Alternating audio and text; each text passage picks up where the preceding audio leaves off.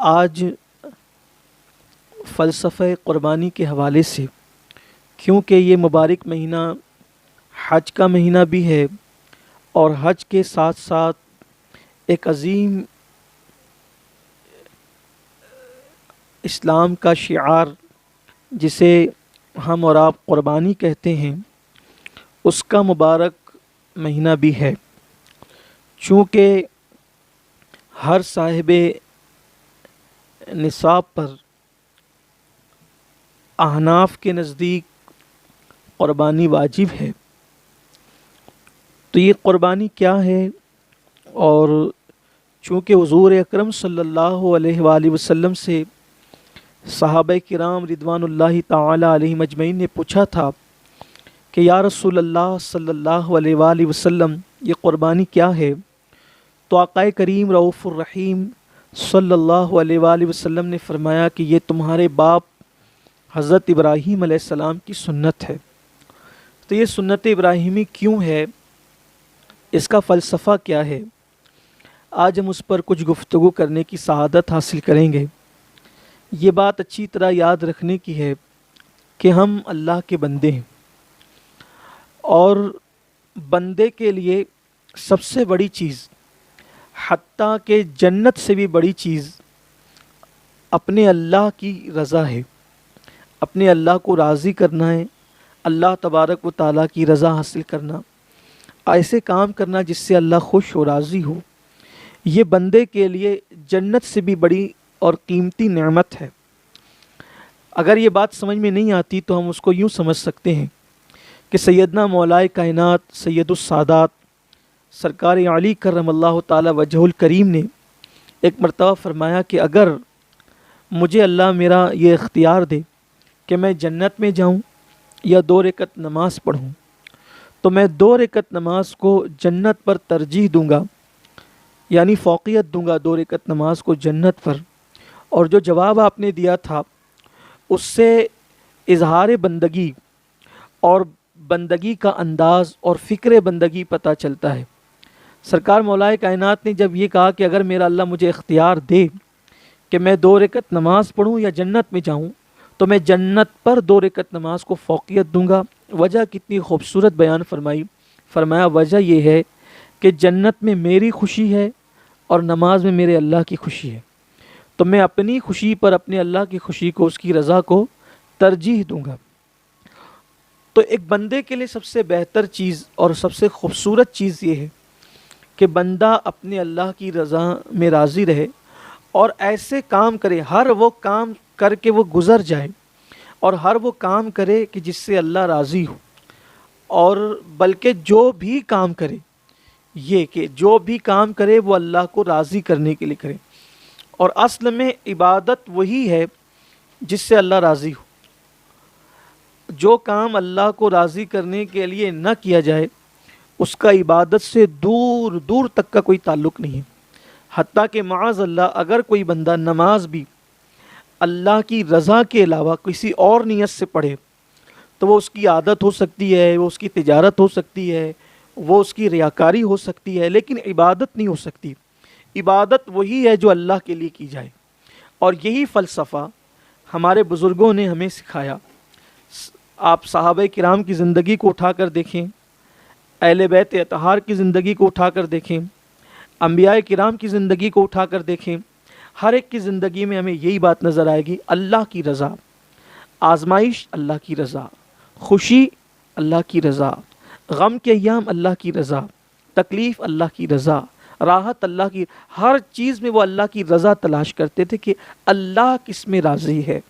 اور یاد رکھیں جسے خدا کی رضا مل گئی اسے سب سے بڑی نعمت مل گئی، حتیٰ کہ جنت سے بھی بڑی نعمت مل گئی۔ گویا کہ اس بندے کو بندگی کی سند مل جاتی ہے جب وہ اللہ کو راضی کر لیتا ہے۔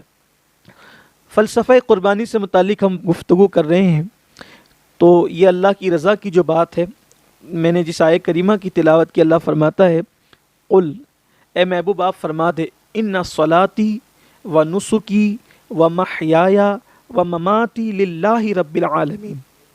آپ یوں عرض کریں کہ میری نماز، میری قربانیاں، حتیٰ کہ میرا جینا اور میرا مرنا بھی اللہ کی رضا کے لیے، یعنی زندگی بھی اللہ کی رضا کے لیے اور موت بھی اللہ کی رضا کے لیے۔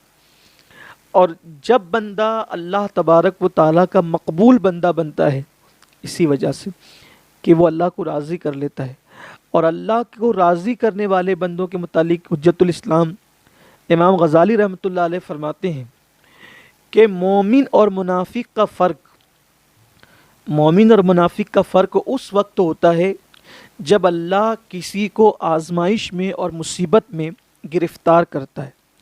اللہ جب آزماتا ہے اور بندہ اللہ کی آزمائش میں پورا اترتا ہے تو وہ مومن، اور منافق جو ہوتا ہے وہ گھبراتا ہے، اور صرف گھبراتا ہی نہیں ہے بلکہ منافق کی صفت یہ ہے وہ اللہ کی شکایت کرتا ہے، اللہ سے دور بھاگتا ہے، اللہ تبارک و تعالیٰ کو معاذ اللہ برا کہتا ہے، اور وہ جو ہے استقامت کا مظاہرہ نہیں کرتا بلکہ وہ بھاگ جاتا ہے وہاں سے۔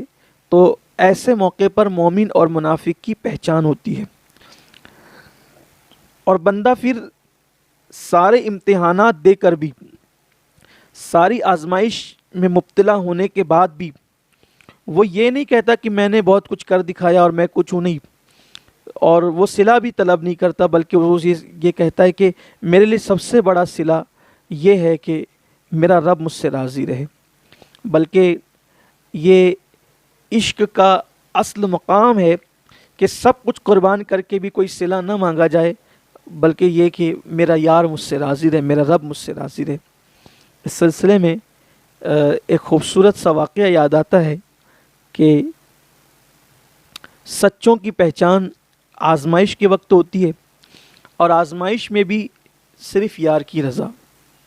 کہتے ہیں کہ ایک دن لیلا نے حلوہ تیار کیا، اور حلوہ تیار کر کے اپنی کنیز سے کہا کہ باہر جاؤ اور میرا مجنو کھڑا ہے، یہ حلوہ اس کو دے دو۔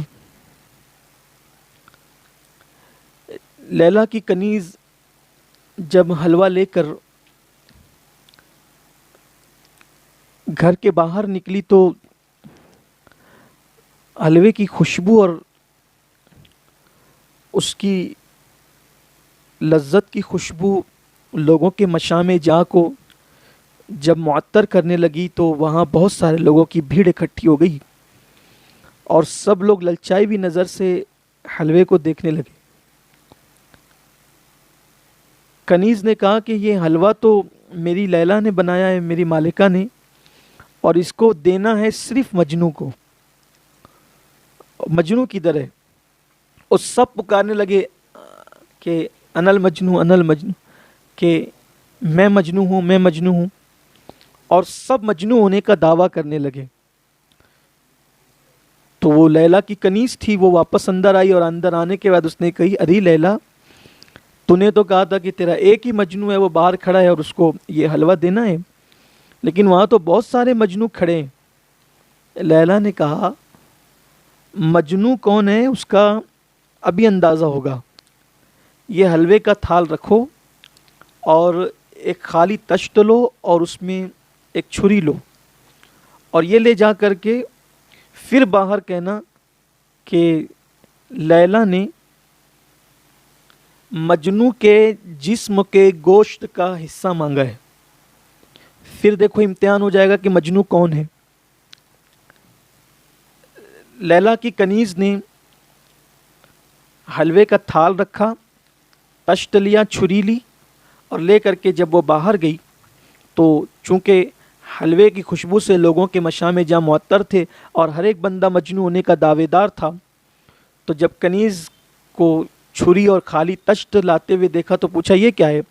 تو کہا کہ آپ سب لیلا کے عاشق ہیں۔ تو کہا ہاں ہم تو اس کے عاشق ہیں، مجنو تو ہم ہی ہیں۔ اور تو پھر کہا کہ جو مجنو ہے لیلا نے اس سے اس کے جسم کے گوشت کا ٹکڑا مانگا ہے۔ سارے بھاگ گئے، جو اصل مجنو تھا وہ کھڑا رہا اور اس نے چھری لی اور گوشت کا حصہ کاٹا اور کاٹ کر تشت میں رکھا، اور جب کنیز ہٹنے لگے تو کہا رکو، پھر دوسرا ٹکڑا کاٹا وہ بھی رکھا، تیسرا کاٹا وہ بھی رکھا، پورا تھال بھر دیا، اور چھری رکھ کر ایک سرد آہ کھینچی اور اس کے بعد کہنے لگا کہ لیلا نے گوشت کے ٹکڑے کی بات کی تھی، لیکن یہ نہیں کہا تھا کہ اس کو ٹکڑا کہاں کا چاہیے، تو جہاں کا مجھے سمجھ میں آیا میں نے دے دیا ہے، لیکن لیلا سے کہنا کہ وہ اس کو قبول کر لے، اور اگر اس کو یہ پسند نہ آئے تو کہہ دیں کہ کہاں کا چاہیے، ہم وہاں کا دینے بھی تیار ہے، کہ اگر لیلا کہہ دے کہ دل کاٹ کے تشت میں رکھ دو تو ہم اس کے لیے بھی راضی ہے، لیکن یہ سب کچھ دے کر ہم احسان نہیں جتاتے، بلکہ صرف اتنا کہتے ہیں کہ لیلا سب لے لے اور ایک مرتبہ کہہ دے کہ مجنوں میرا ہے۔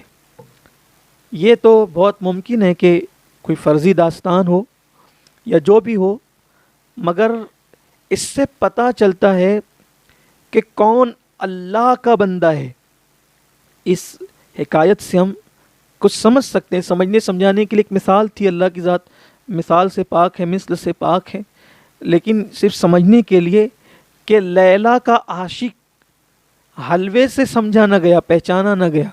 حلوہ آیا تو سبھی نے کہا کہ ہم مجنوں ہیں، لیکن جب دینے کی بات آئی تو اس وقت پتہ چلا کہ اصل لیلا کا کون ہے۔ بلا تمثیل رزق مل رہا ہے، اولاد مل رہی ہے، نعمتیں مل رہی ہے، اچھے لباس مل رہے ہیں، لقمہ تر مل رہا ہے، سب کچھ مل رہا ہے، تو ہم اللہ کے بندے، ہم اللہ کے بندے ہیں۔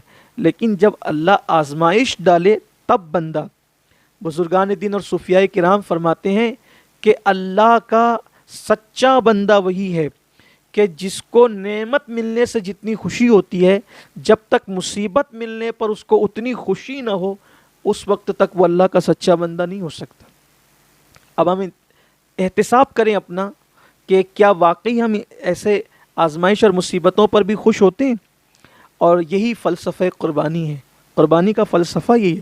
اور بزرگوں نے فرمایا کہ جب اللہ کسی بندے کو پسند کرتا ہے تو اس کو آزمائش اور مصیبت میں گرفتار کرتا ہے، اس کا امتحان لیتا ہے۔ جب وہ امتحان میں کامیاب ہو جاتا ہے تو پھر اللہ تعالیٰ اس کو اپنا بندہ خاص بنا لیتا ہے۔ اللہ تعالیٰ نے حضرت ابراہیم علیہ السلام کو بھی آزمایا۔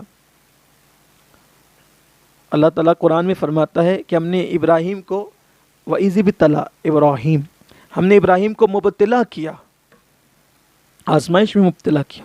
مفسرین فرماتے ہیں کہ حضرت ابراہیم علیہ السلام کی پوری زندگی میں اللہ نے انہیں 10 باتوں سے آزمایا۔ اللہ نے حضرت ابراہیم علیہ السلام کو 10 باتوں سے آزمایا۔ اب وہ 10 باتیں کون کون سی ہیں، اس میں مفسرین کا بہت اختلاف ہے اور مختلف اقوال ہیں، اور مختصر سی اس محفل میں شاید ہم اس کا احاطہ نہیں کر سکتے، لیکن جو آزمائش ہوئی ہے اس میں سے ایک آزمائش تو یہ کہ ولادت آپ کی غار میں ہوئی، گھر میں بھی ولادت نہیں ہوئی۔ ولادت کے وقت حالات اتنے خراب تھے بادشاہ کی طرف سے، نمرود کی طرف سے، کہ آپ کی والدہ اور والد جو حضرت آپ کی والدہ محترمہ اور آپ کے والد بزرگوار جو ہے وہ آپ کو کی ولادت کے وقت غار میں گئے، اور ولادت جیسے ہوئی تو آپ کے والدین، آپ کی والدہ اور آپ کے والد جو ہے وہ اس خوف سے کہ کہیں بادشاہ کے کارندے آ کر کے ہمیں پکڑ نہ لیں، ہمارے نومولود کو قتل نہ کر دیں، بچہ چھوڑ کر آ گئے۔ آزمائش تھی اللہ کی طرف سے۔ پھر اس کے بعد جب شعور کو پہنچے تو پھر وہ بتوں کا معاملہ، پھر بت شکنی کا واقعہ، پھر جو ہے وہ آگ میں ڈالنے کا واقعہ، یہ سب چیزیں آپ بار بار سنتے رہتے ہیں، چونکہ ہمیں بہت جلدی اپنے عنوان کے قریب پہنچنا ہے۔ پھر اسی طرح سے آگ میں ڈالے جانے کے بعد آپ کی ہجرت، آپ نے جو ہے وہ بابل سے ہجرت کی، اور پھر آپ جو ہے وہ مصر گئے اور وہاں پہنچے اپنے چچا کے پاس۔ حران ایک علاقہ ہے، اور آپ کے جو چاچا تھے ان کا نام حاران ہے، حارانی سے منسوب یہ حران کہلاتا ہے۔ تو وہاں یہ آپ کے چچا کی بہت خوبصورت بیٹی تھی حضرت جو وہ حاران کی، ان کا نام حضرت سارہ تھا رضی اللہ تعالیٰ عنہ۔ بلکہ عورتوں میں سب سے زیادہ خوبصورت جو ہے وہ جس کا حسن مشہور ہوا ہے، سب سے زیادہ جس کا حسن عورتوں میں مشہور ہوا ہے وہ حضرت سارہ ہے، اور مردوں میں جن کا حسن مشہور ہوا ہے وہ حضرت یوسف علیہ السلام۔ بلکہ کہا جاتا ہے کہ حضرت یوسف علیہ السلام کو ان کی دادی حضرت سارہ کے حسن کا حصہ ملا تھا، کیونکہ حضرت سارہ جو ہے وہ حضرت یوسف علیہ السلام کی سگی دادی ہوتی ہے۔ کہ یوسف علیہ السلام کے جو والد ہیں جناب یعقوب علیہ السلام، اور یعقوب علیہ السلام کے والد حضرت اسحاق علیہ السلام. تو حضرت اسحاق علیہ السلام چونکہ آپ کے دادا ہوتے ہیں، حقیقی دادا ہوتے ہیں، اور حقیقی دادا کی یہ والدہ ہیں، تو اس اعتبار سے یہ دادی ہوتی ہیں حضرت یوسف علیہ السلام کی. اور بڑا قریبی رشتہ ہے حضرت سارہ سے جناب یوسف علیہ السلام کا. تو بہت خوبصورت تھی، ہاران کی بیٹی تھی. حضرت ابراہیم علیہ السلام جب وہاں پہنچے تو جناب لوط علیہ السلام جو آپ کے بھتیجے ہیں آپ کے ساتھ تھے، اور پھر وہاں کچھ دن آپ نے قیام فرمایا. تو جناب ابراہیم علیہ السلام سے جناب سارہ کا نکاح ہو گیا.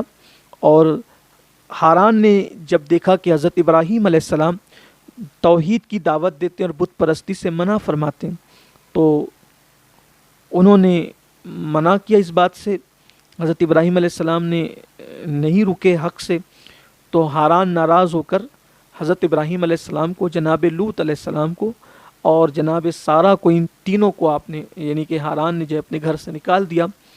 حضرت سارہ کی وفا اور ان کی سچائی، صداقت، شوہر سے محبت اور اللہ تعالیٰ کی وحدانیت پر یقین کہ باپ کو چھوڑنے تیار ہو گئی، لیکن انہوں نے جب وہ اللہ کا اور اللہ کے رسول کا جو ہے وہ حقانیت کا راستہ نہیں چھوڑا. حضرت ابراہیم علیہ السلام نے جب جناب سارہ کی وفاداری، محبت، انسیت اور الفت دیکھی تو حضرت ابراہیم علیہ السلام نے حضرت سارہ سے ایک وعدہ کر لیا کہ تم میری فرما برداری کرنا اور میں تمہاری ہر بات مانوں گا. جب بھی تم کوئی بات کہو گی تو میں تمہاری بات نہیں کاٹوں گا اور تم میری بات نہیں کاٹو گی. ایک معاہدہ تھا اللہ کے پیغمبر حضرت ابراہیم علیہ السلام کا، جو آپ نے اپنی بیوی جناب سیدہ سارہ رضی اللہ تعالی عنہ سے کیا تھا. اب وہاں سے آپ حران سے نکل کر آپ فلسطین پہنچے، اور آپ کی یہ دوسری ہجرت تھی. بلکہ جب آپ فلسطین پر قدم رنجہ آپ نے فرمایا تو فلسطین کے لوگوں نے حضرت ابراہیم علیہ السلام کا بڑا پرتپاک استقبال کیا اور اپنی کھیتی باڑی حضرت ابراہیم علیہ السلام کو سپرد کر دی، ہدیتاً دے دیا، تحفتاً دے دیا، کہا کہ آپ یہاں رہے. اللہ تعالیٰ کو اہل فلسطین کی ادا اتنی پسند آئی کہ اللہ رب العزت نے ان کی کھیتی باڑی میں بہت برکت عطا کی، بے پناہ برکت اللہ تعالیٰ نے عطا فرمائی.